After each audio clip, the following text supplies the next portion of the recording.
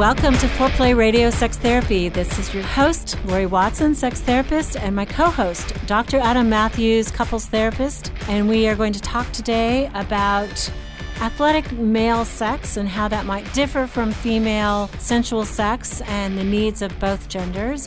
We'd love for you to find us on the web. We're at foreplayrst.com, foreplayradiosextherapy.com.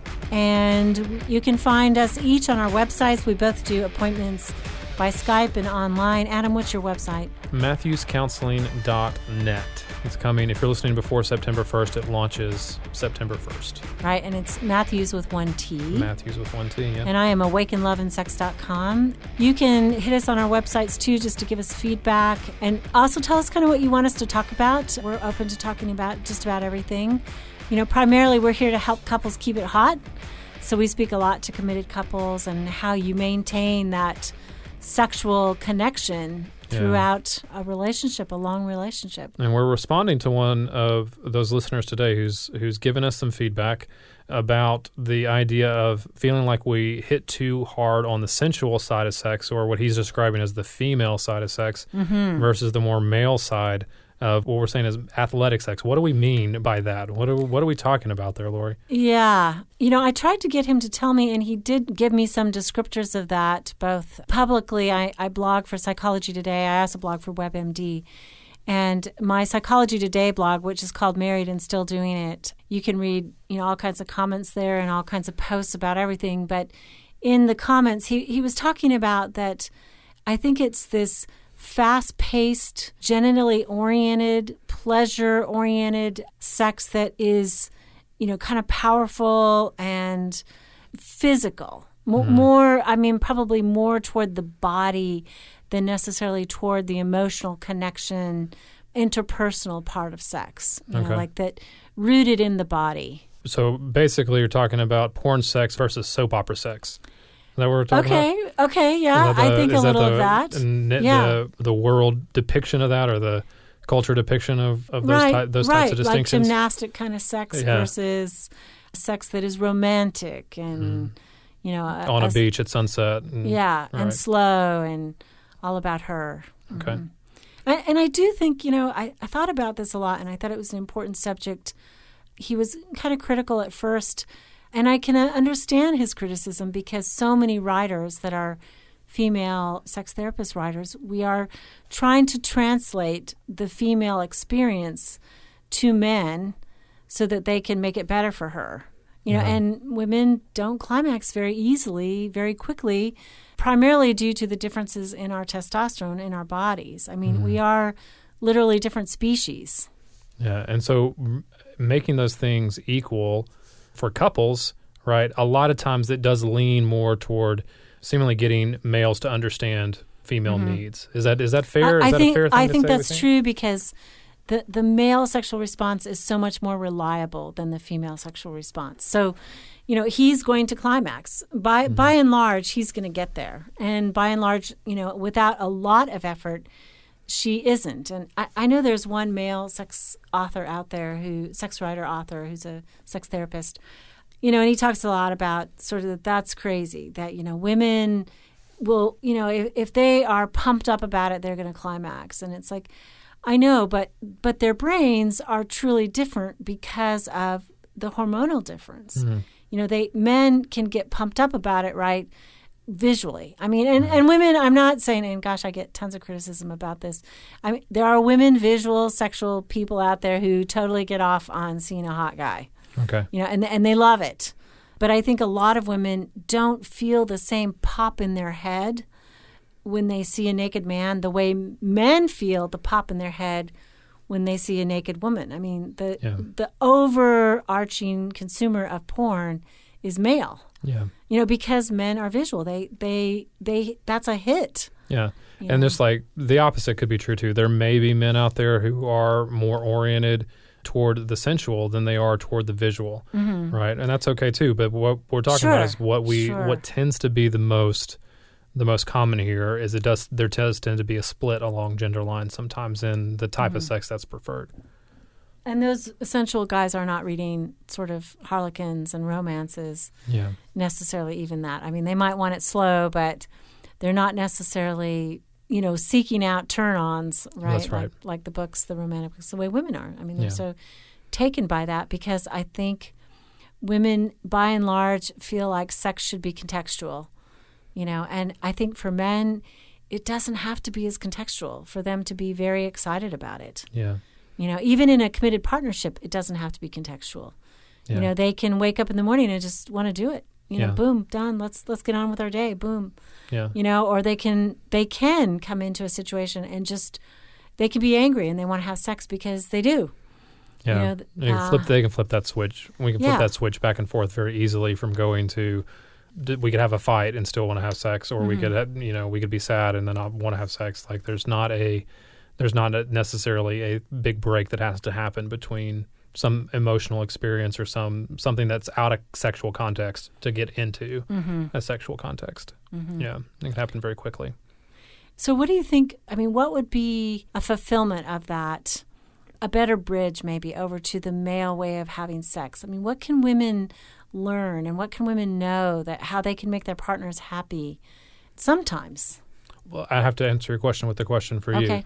Do you think that women, by and large, like we're talking about, there are pockets, but by and large, enjoy that more athletic sex? I guess is what the term we're going for. Enjoy that. Is that fulfilling for women, and can they just jump in, or is that seen as? I think one of the fears for men, especially nowadays, is that we not wanting to take advantage of women or rush it or meet her needs in the same way. We've talked all the time about women. We do.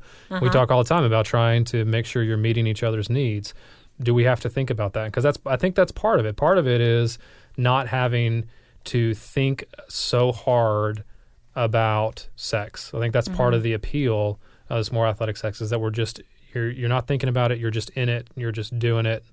Right. And it's just, you're there very quickly. I think that women might say, what I've heard is that, especially in the beginning of sex, they often come to the bed kind of more ready. And that energy that you're talking about, that male energy, just hot for sex, is very exciting.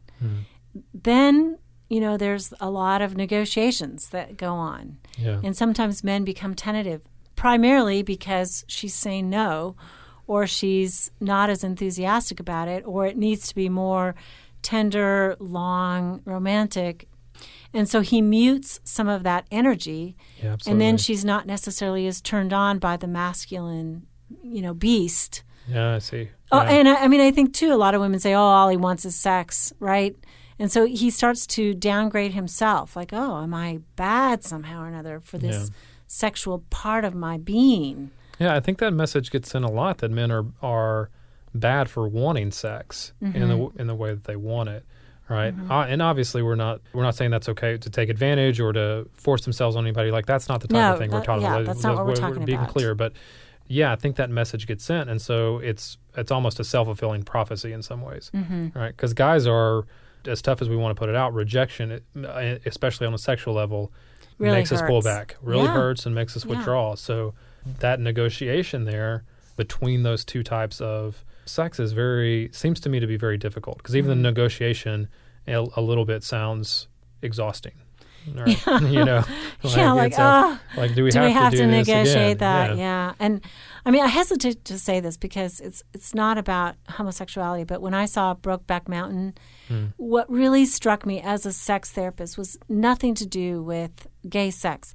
It had to do, in my mind, with male sex, like how immediate it was for them, how like the gratification of another partner who was immediate with it. Like there wasn't this negotiation. There was assumption, both wanting sex at the same time. And I think part of that is really driven biologically with, hormones and the differences. But I think that what is missing for so many men is to be met there sometimes, at least sometimes. Okay, maybe even 85% of the time they do it her way and they're slow and sensual so that she can have an orgasm. But every once in a while to have her come to the party ready, willing, able, wanting, hungry.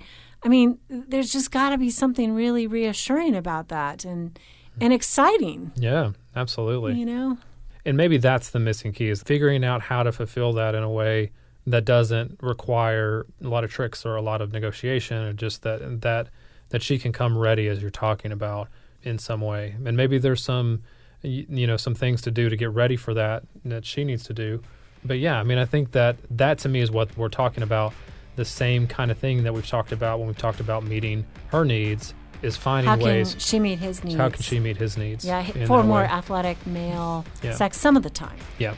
Okay, well, we'll be right back. This is Laurie Watson, sex therapist, and Dr. Adam Mathews, couples therapist, and we are on Foreplay Radio Sex Therapy. Please find us on the web or iTunes or Stitcher, and we'd love to hear your feedback, and feel free to rate us and review us. We'll be right back.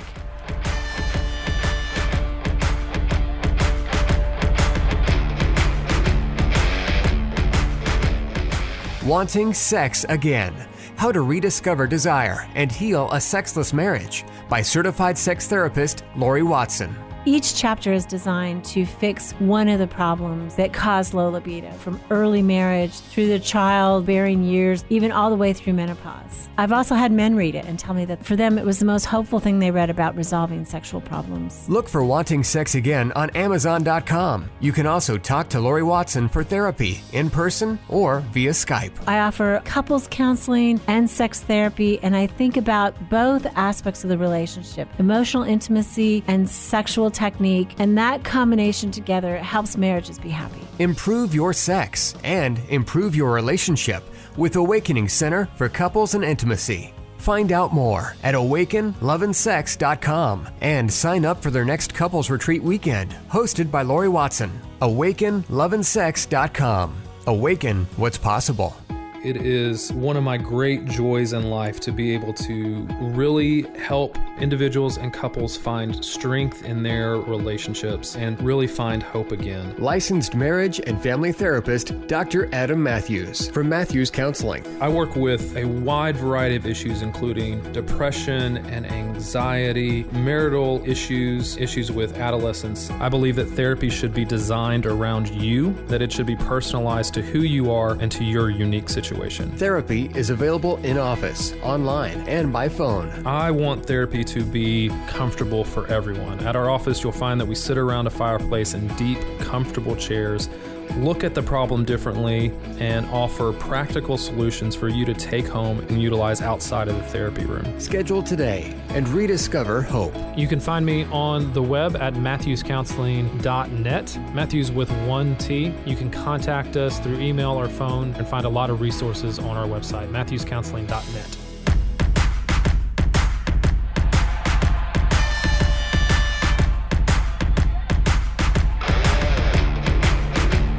Welcome back to Foreplay Radio Sex Therapy with sex therapist Laurie Watson and couples therapist Dr. Adam Mathews. And Adam and I are here. We're talking about kind of a male way of having sex, full of energy and athleticism, as opposed to maybe something that we push a little bit more in terms of female way, which is relational and sensual.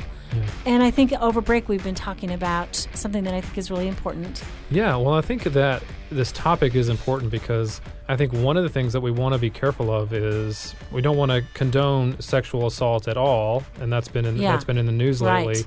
And so talking about it, and I think men in general, ones that have any kind of sense about themselves and any kind of self-awareness, care about having athletic sex, right?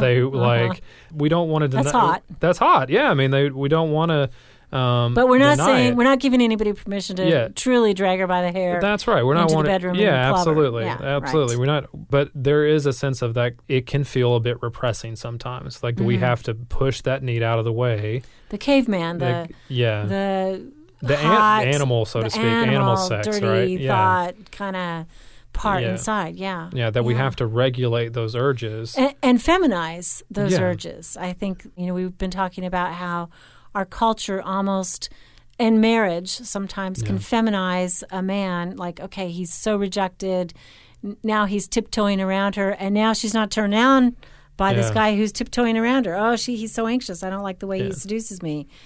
I can see his anxiety. It's like, well, you might have contributed a little bit to that anxiety. That's right. By your rejection. And that, listen, like there's a part, the therapist part of me Like I can, there's a part of me that understands, right? Like there's women for a long time. There's been a lot. It's, male has been at the forefront, right? Yeah. For eons, really, since the beginning his of time. His way has dominated. The man's way has been, so the therapist part of me like really understands and gets that and wants to be really sensitive to that. There's a male part of me that says this is a part of who guys are in a way, right? And that it does get squashed. It gets, and then the questions come like, I think men ask themselves, is this a valid, almost like am I crazy that I want it this way? Yeah. Most of the time I think guys would say, no, I'm not crazy. But then to hear that from their women or from their wives or from their partners, right. Like who say you're crazy or you're sex crazed, right? That's right. You're just sex crazed. Yeah. It has got to be really a terrible feeling, like they're not understood, they're not deeply gotten. And I think all of us, we want our partner to really get it, how we see the world. And I think you're right. I think because our bodies are so different, the genders their experience about sex is so different, it's very hard to see this. I do honestly feel so privileged as a woman to sit with so many men who talk to me about their deep fears and fantasies and feelings about their sexual lives, that I think I've been privileged to understand the way they think about it, in a way that most women aren't exposed to that. Yeah. And don't see, maybe they're exposed to a need from their partner, and they don't somehow or another able to stand in the guy's shoes and feel with them what their body feels, what they want, how they like it. Yeah. I think the fear for men sometimes is that it's going to be overwhelming. Right? That They're going to be too much. It's going to be too... The sexual animal is going to come out and overwhelm her dainty little self. And that's difficult, maybe. Right? Or that if they do express that, again, like we talked about before, that's going to be that part is going to be rejected. Right? And so, figuring out, but I think the fear is that if that gets repressed too long, then what happens is sex becomes unfulfilled. Yeah. It becomes unfulfilling. It's not as hot as it possibly could be from the male side, and then that makes him less likely to want to have it, and makes him less likely to want to be attentive to needs of his partner. And I think that is why some men look at porn, because they can let out kind of they can let out that part that feels like it's all about just flesh slapping flesh, without the need for it to be so complicated and such a negotiation. Yeah. Yeah. And so I think women don't understand that, I will say for sure. Yeah. Women feel very insulted oftentimes by that. Yeah. But I think it's partly this dynamic that we're talking about. Yeah. So finding the middle ground there, I feel like there has to be a middle ground. Well, a middle ground, though, even when you say that, my heart kind of sinks. Oh, really? Yeah. Does that mean we're averaging the way we like to do it in a way so that it's more flat than he wants to do it, and and more energy than she can take? Yeah. That's not going to make. I think it's kind of trade-off. It's like sometimes she's got to do it his way, and sometimes he's got to do it her way. It's more turn taking. Yeah. Than an average. I would agree. I think that's more what I meant there too, was that it's the compromise is that that every time is not going to be exactly the way that my preference might be for it, right? Mm-hmm. But that has to be returned. And sometimes if I'm going to do that, if I'm going to sacrifice, on Saturday night, on Sunday night, let's get something back in as far as how I like it as well. Mm-hmm. And so there seems to be like you said, that feels like a give and take. That doesn't feel like my needs are completely suppressed to meet her needs. Yeah. I think the one difficulty, and I said this to this person who wrote in on my blog, that, unfortunately, the fast athletic sex, women often can't keep up with arousal. They can't get there. Okay. Because they can't have an orgasm generally. So, if they're not aroused, they're not really meeting him in the hot and dirty sort of way that he wants. Yeah. Because they don't have the kindling inside that the match just goes, boom, he's on fire. Yeah. She doesn't have that sort of part. So I guess I wonder, how can women do that sometimes is it that they just wait for it to strike them? Oh, I really feel horny right now, and let's drop on the floor. I mean, I just don't think women are going to drop on the floor very often then. Yeah. Well, are there things to do in the buildup of that could help her get to be ready for it more than to be further along than he is, so to speak, when he gets there? Sometimes. Yeah. Right. And I mean, I think, first of all, both parties knowing arousal takes a woman longer. But for her, like you said, I call it stop, drop, and roll. Every once in a while, you got to stop, drop, and roll, And you got to be in it. I mean, mentally, at least, even if you can't be there physically. And if he can know, okay, we're going to stop, drop, and roll, she's not going to climax. And he's not like going to walk away from that feeling that it wasn't fulfilling because she didn't get there too. It's like, well, she couldn't, but she was in it with her energy. Yeah. She was, in it, all in it. But her body just didn't, work that fast. Yeah. That's okay. So maybe afterwards, they can do it a second time, or they can, still make love so that she climaxes. Or maybe one thing that I've suggested to a lot of women is go ahead, masturbate before. Use a vibrator, get yourself aroused, because with arousal, her inhibition drops, and then go downstairs and seduce him. Like when she's hot, she's wet, she's ready, and she grabs him, and that's a stop, drop, and roll. Just she's there. Yeah. Every touch feels great to her, and it would probably blow his mind, right? Yeah, absolutely. Like, gosh, she wanted me. She expressed it directly. She went for it, and I think that might be one way to, plan for that. Yeah, and knowing because it's not going to be in her head. I just don't think she's going to feel the hunger. That the tiger inside that you've described about men. It's the tiger inside. That's right.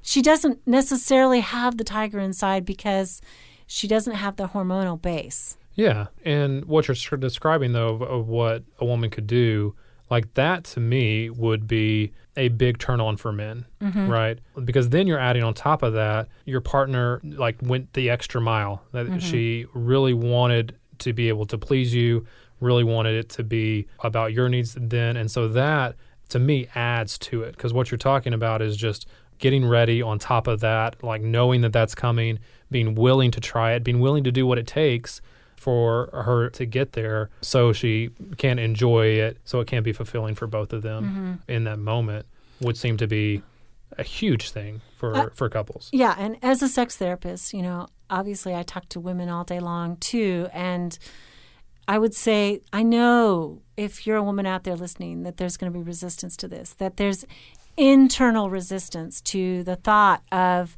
arousing yourself first. Like there's something bad about that, or bad girl about that, or dirty girl about that, which of course men would really like every once in a while. Yeah. But it's like there's just this intrinsic inhibition about designing a sexual encounter. One time I asked a woman, what do you like? What, describe the ideal setup. And it's like she couldn't do it. It was like, well, she could not decide because somehow or another that was sexual agency. And I think women don't think about having to have sexual agency. They think of themselves as responders. Yeah. The guy has all the sexual agency. He's the one who's going to seduce me. He's going to initiate. He's going to make it happen.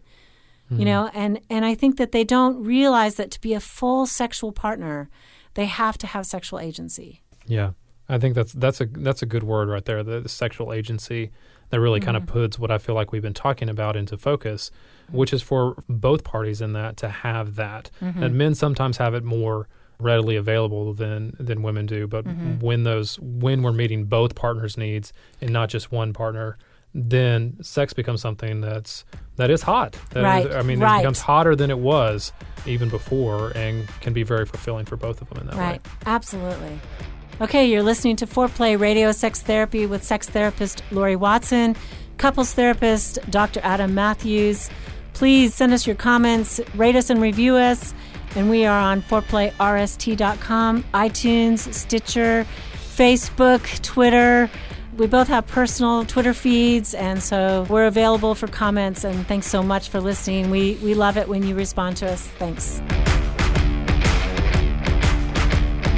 Hey, help us stay on top here at Foreplay. We'd love it if you would subscribe and share it with your friends. And please take 1 sec and rate and review us. Thanks so much.